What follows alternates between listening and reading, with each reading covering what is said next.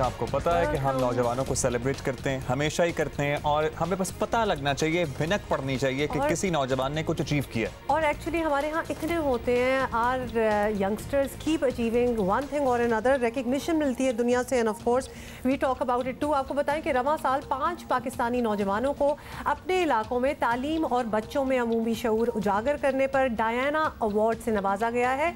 The Diana award वो वाहिद खैराती इदारा है जो कि Princess of Wales Lady Diana की याद में कायम किया गया है, और इसके तहत हर साल अवार्ड दिए जाते हैं। और इसमें नौजवानों की रहनुमाई के प्रोग्राम के अलावा तालीमी इदारों में दीगर जो तालिब इल्मों को मार पीट से रोकने और समाजी सतह पर तब्दीली पैदा करने वाले नौजवानों को अवार्ड दिया जाता है।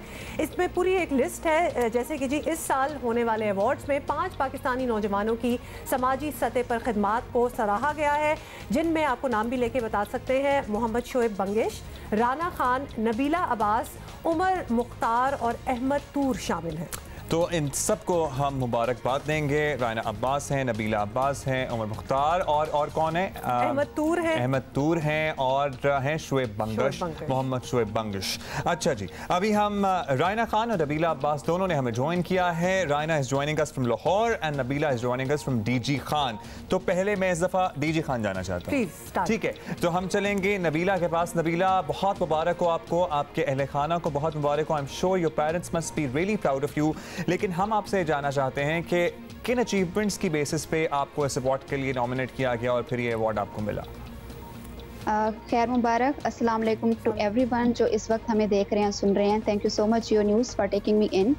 अच्छा, मैं सबसे पहले ये कहना चाहूँगी कि मुख्तलिफ NGOs विक्टम्स के लिए काम करती हैं। I myself was a victim, और मैं खुद एक विक्टम से सर्वाइवर उठ खड़ी हुई हूँ अपने खुद पहले हकूक़ के लिए। एक ऐसे इलाके से हूँ, लोग समझते हैं कि मैं डीजी खान से हूँ, लेकिन मैं चोटी ज़रीन से हूँ, जबकि मेरा आबाई गांव चोटी बाला है। तो एक ऐसा गांव जहां पे ना इस वक्त भी 220 में भी ना तालीम है, ना साफ़ पीने का पानी है, ना बिजली है, और इस लाशऊरी और जहालत में कहीं ना कहीं नौजवान बच्चे वडेरा सिस्टम का शिकार हो जाते हैं और इसी जहालत में इन्हीं अंधेरों में रह जाते हैं। तो इस अंधेरे में मैंने एक बहुत बड़ा ख्वाब देखा कि मैंने ना सिर्फ अपनी इब्तदाई बल्कि अपनी आला तालीम भी हासिल करनी है और शऊर का वो मरला तय करना है जहाँ फिर मैं इस लेवल पे आ सकूँ कि अपने तमाम लोगों के लिए, उनके हकूक़ के लिए, उनके बुनियादी वसाइल के लिए आवाज़ उठा सकूँ। तो इस आवाज़ को मैंने बुलंद किया, अपनी इनफरादी कहानी से शुरू किया, और फिर ये एक मजमूई जंग बन गई जो हर उस गवर्निंग अथॉरिटीज़, हर उस हुकूमत के साथ है, इवन UN के साथ है, जो देहात के फलाह बहबूद पर काम नहीं करते और उनको उनके बुनियादी वसाइल नहीं देते। आप अपने आप को सर्वाइवर कह रही हैं, तो हमें ज़रा उसकी एक्सप्लेनेशन दे दें कि in what sense, what are we talking about? हम क्या आपको स्ट्रगल करना पड़ा एजुकेशन हासिल करने के लिए, नौकरी करने के लिए, अपने राइट्स के लिए? कोई स्पेसिफाई कर दें कि आप किस चीज़ से सर्वाइवर अपने आप को कह रही हैं? जी, अपने बुनियादी हकूक़, जिसमें सबसे पहले आपका बुनियादी हक सिर्फ हक नहीं है, ये आपका ख्वाब है कि तालीम हासिल करना। और इब्तदाई तालीम हमारे उस गांव में थी ही नहीं उस टाइम जब मैं पैदा हुई थी। तो मेरे ये वालिद साहब का एक इनिशिएटिव है जिन्होंने एक नॉन प्रॉफिट स्कूल खोला 1989 में, और फिर अगर ये स्कूल ना होता तो इब्तदाई तालीम मैं हासिल ना कर सकती, और कॉन्सिक्वेंटली मैं अपनी हायर एजुकेशन के लिए भी आगे ना जा सकती। तो अभी भी 220 में हम हैं, जबकि लोग जान से भी कहीं आगे जा चुके हुए हैं और हम अपने बुनियादी वसाइल के हक के लिए आवाज़ उठा रहे हैं।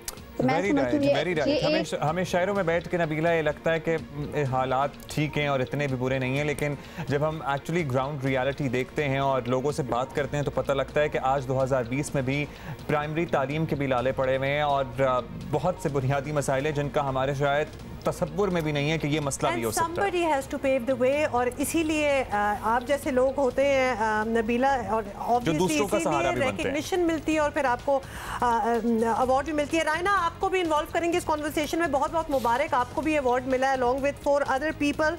आप लाहौर में रहती हैं, अब ऑब्वियसली एक कंपैरिजन भी है। वी एक्सपेक्ट कि जी कोई इश्यूज होंगे नहीं एंड थिंग्स आर गुड, लेकिन आप भी एक फाउंडेशन चला रही हैं, जनाना foundation. What does it do? Thank you so much. जनाना फाउंडेशन मैंने स्टार्ट ही इसीलिए की थी क्योंकि जिधर से हम लोग निकल कर आए थे, being from a conservative Pathan family, although my parents supported, उनका भरपूर सपोर्ट था वालिदैन का, लेकिन रिश्तेदारों का सपोर्ट नहीं था। घर से सपोर्ट मिल भी जाए तो फिर आपके इर्द गिर्द के लोगों की तरफ से क्रिटिसिज्म आना शुरू हो जाता है, दोस्तों की तरफ से, उसको देखते हुए जब मैंने देखा कि मेरे पास जो अपॉर्चुनिटीज और प्रिविलेजेस आ रहे हैं, जो मुझे मिल रहे हैं सिर्फ अपने वालिदैन की वजह से, तो क्यों ना उन सबको भी दिए जाएं जो मेरे इर्द गिर्द हैं। क्यों ना इस कौम की हर बेटी को, हर औरत को वो हुकूक दिए जाएं जो वाकई में वो अपने साथ इस दुनिया में लेके आए हैं, जो किसी मुआशरे ने या मैंने किसी को नहीं देने, किसी सियासतदान ने नहीं देने। ये हम लोग लेकर आए हैं इस दुनिया में। तो अगर मुझे ये चीज़ें मिल सकती हैं तो ये उनको क्यों नहीं मिल सकती हैं? अच्छा रायना, ये मैं आपसे ज़रूर पूछना चाहूँगी बिकॉज ऑब्वियसली आप इस वक्त नेशनल टेलीविजन पे हैं, लोग आपसे इंस्पायर हो रहे हैं। You were only 15 years old when you started this, मतलब आप बता रही हैं कि आप इस वक्त 18 साल की हैं। तो हमारे यहाँ 15 साल के बच्चे तो गली में क्रिकेट खेलने और टीवी पे फिल्में देखने से बाज नहीं आते। आई एम वेरी इम्प्रेस्ड कि 15 साल की बच्ची में इतना शऊर हो कि उसको पता है कि मैं एक फाउंडेशन बनाऊँ तो फिर उससे मैं ये आगे ही जो है वो आगे पास ऑन कर सकती हूँ। अच्छा, ये जो थॉट प्रोसेस होता है आपका, ये एकदम से आपके अंदर कोई इंस्टिल नहीं कर सकता। आई थिंक आपकी अपब्रिंगिंग में आता है। मैं जब 5 साल की थी तो मेरे जो फादर थे वो एक ओल्ड एज होम चला रहे थे जिसमें 10 से 15 मेरे दादा दादी की उम्र के लोग होते थे और हर वीकेंड हमने उनको मिलने जाना होता था। अब एक 5 साल की बच्ची जो है वो ओल्ड एज होम जा रही है और उसको बता रहे हैं कि बेटा हमारे बच्चों ने हमें इस उम्र में छोड़ दिया। उनकी कहानियां सुनते सुनते एक प्रोसेस शुरू हो गया कि ऐसे भी लोग होते हैं इस दुनिया में कि जिन माँ बाप ने हमें सब कुछ दिया या जो अभी मुझे उस टाइम पे सब कुछ दे रहे थे, उनको जब वो बड़े हो जाते हैं तो उनको छोड़ दिया जाता है। ये थॉट प्रोसेस वहीं से शुरू हो गया था। और आते आते व्हेन आई वाज 15 मैंने अपनी घर की, जो मेरे घर पे काम करती होती थी, वो जब आके मेरे सामने रोती थी कि मुझे पढ़ने का इतना शौक था, मुझे किसी ने पढ़ने नहीं दिया, मैंने अपनी बेटियों को पढ़ाना है तो मियाँ रोक रहा है, पहले बाप रोकता था, मियाँ रोक रहा है। तो मैंने कहा ठीक है, हम घर पे उनको पढ़ाना शुरू करते हैं, मैं उनको पढ़ाती हूँ। एनजीओ का आइडिया तब भी नहीं आया था, फाउंडेशन स्टार्ट करने का आइडिया तब भी मेरे दिमाग में नहीं था। लेकिन जैसे जैसे उन 2 बच्चियों को पढ़ाना शुरू किया, कारवां बढ़ता चला गया। डाइनिंग टेबल से निकल के कम्युनिटी पार्क से एक कमरे के क्लासरूम में जिस तरह स्टूडेंट्स बढ़ते गए, हमारा प्लेटफॉर्म भी बढ़ता गया। और जैसे this is so inspiring, this is so inspiring. ऐसा लग रहा है कि एकदम से अगर आप जैसे बहुत से लोग हों, और हमें पता है कि पाकिस्तान में भरे हुए हैं ऐसे लोग, बिकॉज हम बात करते हैं इस प्लेटफॉर्म पे, तो इंशाल्लाह हमारा फ्यूचर अच्छा ही नजर आ रहा है। नबीला के पास जाना चाहेंगे और नबीला आपसे पूछना चाहते हैं कि आप अपने तय इंडिविजुअली तो काम कर रही हैं और जिस इलाके से आप हैं वहाँ पे किसी औरत का निकल के बात करना भी बड़ी बात है, तो एक तो इसके लिए आपको 100 में से 100 नंबर। हाँ, लेकिन आपको अब इतने सालों के बाद या फिर जब से आप बड़ी हुई हैं, अब कुछ तब्दीली आती हुई नजर आती है कि या हम वहीं फंसे हुए हैं, या हमारे वहाँ के जो रिप्रेजेंटेटिव्स हैं, जो हमारे MNA MPAs हैं, उनकी कोई सपोर्ट होती है? क्योंकि अगर इनकी सपोर्ट नहीं होगी तो हकीकी तब्दीली कभी नहीं आ सकती। ये बड़ा तारीखी सवाल आपने पूछा, इसका तारीखी जवाब दूंगी जिसका आप प्रूफ भी ले सकते हैं। 2021 का बजट उठा के देख लें, उसमें आप मुझे प्रूफ करके दिखाएं कि रूरल डेवलपमेंट्स, देहात के फलाह बहबूद के लिए कितने पैसे इस टाइम इन्वेस्ट किए जा चुके हैं या अभी किए हैं इस साल में, तो वहाँ आपको 0% मिलेगा।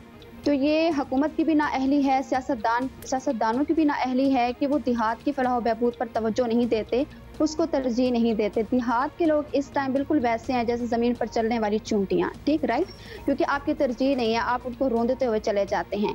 लेकिन यहाँ पे एक पॉइंट मैं आपके चैनल से पॉलिटिशियंस को कहना चाहती हूँ कि अगर आप अपना शऊर इस्तेमाल करें थोड़ा सा, तो देहात की फलाह बहबूद में आपको ऑटोमेटिकली जितने भी ग्लोबल इश्यूज हैं पाकिस्तान के, वो रिजॉल्व होंगे, वो सॉल्व होंगे इस टाइम। उसमें सबसे बड़ा है 50% आप वुमेन एम्पावरमेंट अचीव करेंगे, क्योंकि 30% जो औरतें हैं वो देहात में रहती हैं, वो अभी तक बाहर नहीं निकली, उनको उनके बुनियादी वसाइल नहीं मिले। अगर आप देहात की फलाह बहबूद पे काम करते हैं तो इसका मतलब है आप 50% वुमेन एम्पावरमेंट की तरफ काम कर रहे हैं। इसी तरह से अगर आप देहात की फलाह बहबूद पे काम करते हैं तो इसका मतलब है कि आप 90% जो एयर पॉल्यूशन है उसको ख़त्म करेंगे, इन अ सेंस, क्योंकि देहात के लोग शहरों की तरफ दौड़ते हैं जब उनको उनके वसाइल नहीं मिलते, और फिर शहर ओवर पॉपुलेटेड हो रहे हैं और आपकी हवस और लालच के शहर पे आप सिर्फ पैसा लगाए जा रहे हैं। एक दिन यही लालच से आपके शहर फट जाएंगे। और जब आप जब देहातों को डेवलप करेंगे और देहातों को डेवलप करके इस काबिल बना देंगे कि वहाँ के लोगों को अपनी मट्टी छोड़ने की जरूरत ना पड़े, वेरी इंपॉर्टेंट पॉइंट, तो फिर ये मसले नहीं होंगे। I am sorry, this is all the time we have. Nabeela Abbas and Raina Khan, you both are truly inspiring and deserving of this award. बहुत अच्छा लगा आपसे बात करके। And I will just say कि एक बड़ी रे ऑफ लाइट जो होती है ना, वो नजर आ रही है कि हमारे फ्यूचर में अगर इस किस्म की बच्चियां हैं, इस किस्म की लड़कियां हैं जिनका जो कि इतनी ग्राउंडेड हैं, who know exactly what the problems are and also know how to fix them. तो फिर मुझे बड़ी एक तसल्ली है for all the MNAs and MPs इन जगहों के, ख़ासतौर पे अगर छोटे कस्बे हैं, आप लोग भी चौकन्ने हो जाएं क्योंकि ये लड़कियां जो हैं they are going to take over and they should, why not. अच्छा जी, बहुत शुक्रिया, thank you both of you and we are also very proud of you.